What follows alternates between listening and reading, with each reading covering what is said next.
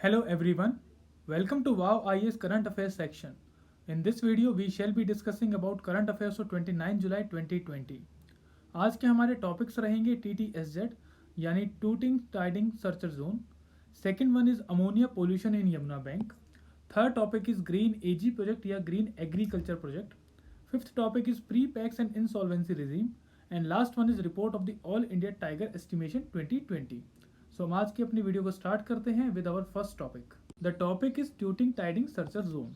This topic is in news because in Arunachal Pradesh we are witnessing a growth in seismic activities and इसका reason बताया जा रहा है road constructions hydro power projects जो वहाँ बन रहे हैं. Now let us understand what is searcher. Sutures are joining together along a major fault line of separate terrains, tectonic units and that have different plate tectonic metamorphic and paleographic histories. यानी कोई भी दो जो plates हो सकती हैं, कोई भी दो बॉडीज़ हो सकती हैं, कोई भी दो टेरेंसेस हो सकते हैं, टेक्टोनिक यूनिट्स हो सकती हैं, जो उनके बीच में एक ज्वाइनिंग होती है उसे हम सूचर बोलते हैं. The sutures are often represented on the surface of orogeny और माउंटेन रेंज, यानी माउंटेन रेंज के ऊपर दिखाई देते हैं. और प्लेट टेक्टोनिक्स के अंदर सूचर्स को देखा जाता है या sutures are seen as remains of the subduction zone and the terranes that are joint together are interpreted as fragments of different paleocontinents or tectonic plates. Now, TTSZ is a major part of the eastern Himalayas, where Himalayas take a sharp southward bend. यानी जब हिमालयाज इस तरह से मुड़ते हैं, ये जो bend है यहाँ पे TTSZ है, and it connects with the Indo-Burma range. The intermediate depth is devoid of seismicity and coincides with one of the fluid or partial vents. इसके अलावा जो मेन फीचर्स हैं TTSZ के वो हैं Mishmi thrust, main central thrust, then Tidding thrust, Lohit thrust and Walong thrust. तो जब हम देखते हैं इंडिया के मैप तो यहाँ पे अरुणाचल प्रदेश हो गया, यहाँ पे नागालैंड, मिजोरम, मणिपुर हो गया. तो इस वाले एरिया में जहाँ पर बेंड हो रहा है यहाँ पे हमें मिलती है TTSZ.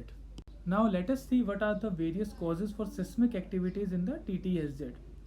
फर्स्ट ऑफ ऑल तो दो टाइप के अर्थक्वेक्स यहाँ पे डेवलप हो रहे हैं बिकॉज ऑफ डिफरेंट डेप्थ्स. जो फर्स्ट अर्थक्वेक है वो हो रहा है लगभग 1 से 15 किलोमीटर की रेंज में, और जो सेकंड अर्थक्वेक है जिसकी रिक्टर स्केल पे अगर मैग्नीट्यूड देखी जाए वो 4.0 से थोड़ी सी ऊपर है, वो जनरेट हो रहा है 25 टू 35 किलोमीटर्स की डेप्थ पे. जो क्रस्टल डेप्थ है या क्रस्टल थिकनेस जो है यहाँ पे इस एरिया में वो है लगभग 46.7 kilometres and it is beneath the Brahmaputra valley. And ये रेंज जाती है 55 किलोमीटर्स तक. तो 46 से 55 किलोमीटर की रेंज में यहाँ पे क्रस्टल थिकनेस है. एंड इस थिकनेस के बाद आ जाती है मोहोविहिक या मोहो डिसकंटिन्यूटी. एंड इस मोहो डिसकंटिन्यूटी की सिग्निफिकेंस क्या है, वो ये है कि क्रस्ट और मेंटल को टेक्निकली डिफाइन करती है, उसकी बाउंड्री बनाती है. इसी टॉपिक के अंदर एक और चीज़ है जिसे बोलते हैं under thrusting. So what is under thrusting? The exhumation and growth of Himalayas is a continuous process that results predominantly from reverse faults in which the rocks on the lower surface fault lines move under the relatively static rocks. This process is known as underthrusting of the Indian plate beneath the Eurasian counterpart. This process keeps modifying the drainage pattern and landforms and is the pivotal reason for causing an immense seismic hazard in the Himalayan belt and adjoining areas. Our second topic is ammonia pollution in Yamuna water. और ये news में किस लिए है? It is in news because Delhi Jal board ने अभी कहा है कि वो अपनी वाटर प्रोडक्शन कैपेसिटी को लगभग 25% से रिड्यूस करेगा. इसका रीज़न दिया जा रहा है कि there is higher levels of ammonia in Yamuna water. Now what is ammonia? Ammonia is a colourless gas और ये यूज़ होता है as an industrial chemical in production of fertilizers, pesticides, synthetic fibres, dyes and other products.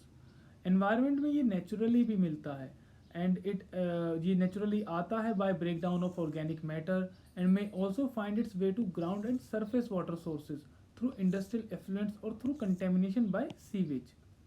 And ammonia harmful रहता है fishes के लिए, living beings के लिए.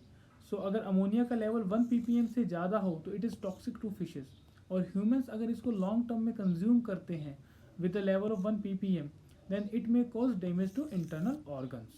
अभी जो यमुना के अंदर लेवल्स पाया गया है अमोनिया का वो है लगभग 1.8 ppm और इन ब्यूरो ऑफ इंडियन स्टैंडर्ड्स के according The maximum level can be 0.5 ppm. Your safe levels are 0.5 ppm. There is no specific technology to treat ammonia. DJP simply ये करता है कि वो अपनी प्रोडक्शन को कम कर देता है. उसके साथ साथ अगर हायर लेवल्स ऑफ अमोनिया वो मिलता है उसे तो वो कंसनट्रेशन ऑफ क्लोरीन भी बढ़ा देता है in fresh supply to treat that ammonia.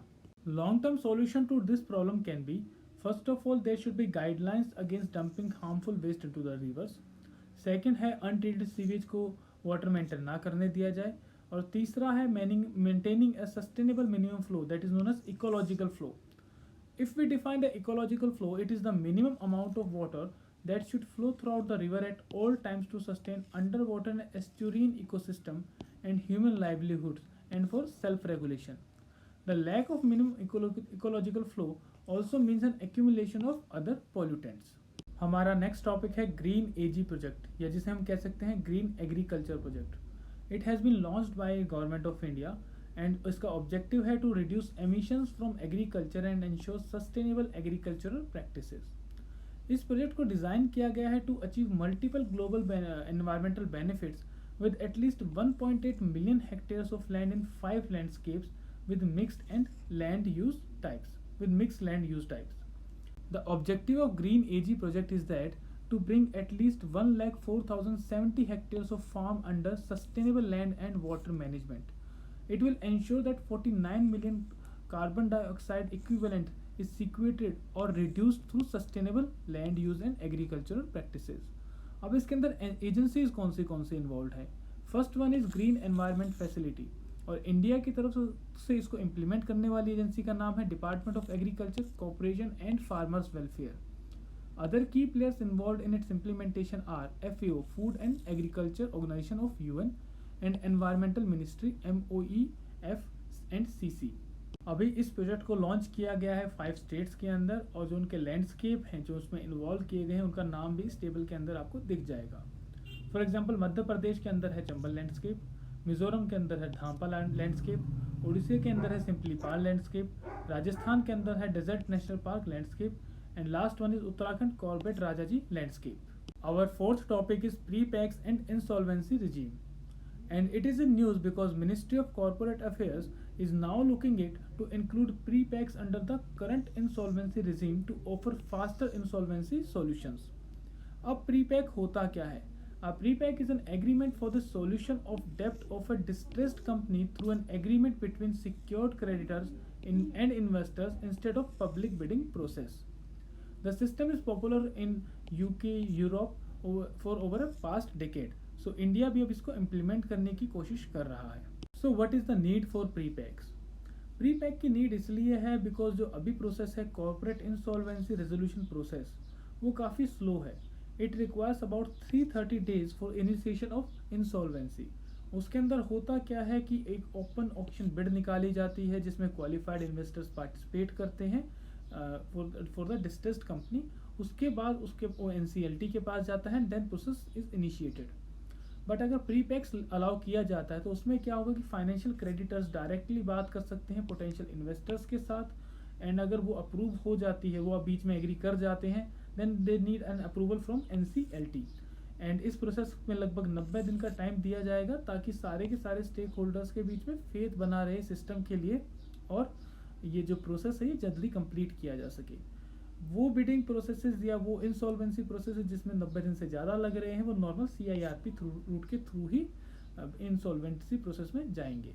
Other key benefits of pre packs are that pre packs would mostly be use for businesses that are running, यानी investors would likely need to maintain the good relations with the operational creditors. Secondly, the incumbent manager retains the control of the company until the final agreement is reached. Thirdly, the transfer of control from the incumbent manager to the insolvency professional, as in the case in the CIRP, leads to disruption in the business and loss of some high quality human resource and asset value. वो उस pre PACS में नहीं होगा. पर एक issue जो pre PACS में आता है वो इशू आता है regarding transparency, because it gets reduce. Financial credits will reach an agreement with the investor privately and not through an open bidding process. इससे होगा क्या? जो स्टेक होल्डर्स हैं such as operational creditors, they can raise issues of fair treatment when financial creditors reach agreement to reduce the liabilities of the distressed companies. आज का last topic है report of the all India tiger estimation 2020। अब कुछ features देख लेते हैं इस tiger report के। फर्स्ट ऑफ ऑल जो एस्टिमेटेड टाइगर स्ट्रेंथ है वो पाई गई है 2367। और ये जो टाइगर काउंट है ये हर 4 साल में किया जाता है and it is done by national tiger conservation authority. It is done in 18 states with 450 tiger reserves. And first time ये 2020 वाले सर्वे में पहली बार rough terrains of north eastern states को भी इसमें यूज़ किया गया है। इससे पहले इसको नहीं इन्वॉल्व किया जाता था because of logistic constraints. The entire exercise spend over 4 years and considered to be the world's largest wildlife survey effort in terms of coverage and intensity of sampling। अभी इसको Guinness book of world record ने भी register किया था अपनी world की largest wild life सर्वे exercise के रूप में। Over 15,000 cameras were installed at various strategic points to capture the movement of tiger. This was supported by extensive data collected by field personnel and satellite mapping. India में लगभग world के 70% tiger पाए जाते हैं and highest tiger population है MP के अंदर with 526 tigers. Second number पे है कर्नाटका एंड थर्ड नंबर पे है उत्तराखंड। छत्तीसगढ़ और मिजोरम के अंदर एक डिक्लाइन देखा गया है टाइगर पॉपुलेशन के अंदर एंड बाकी सारी स्टेट्स ने पॉजिटिव इंक्रीज दिखाया है। Secondly, India has embarked upon assessing management interventions through globally developed conservation assured tiger standards framework.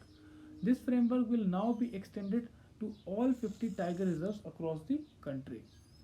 So इसी के साथ हमारे आज के करंट अफेयर्स कंप्लीट होते हैं। वी होप दैट आपको हमारी वीडियो अच्छी लगी होगी, आपके लिए यूजफुल रही होगी। If it is useful to you, if you like our video, please hit the like button and subscribe to our channel.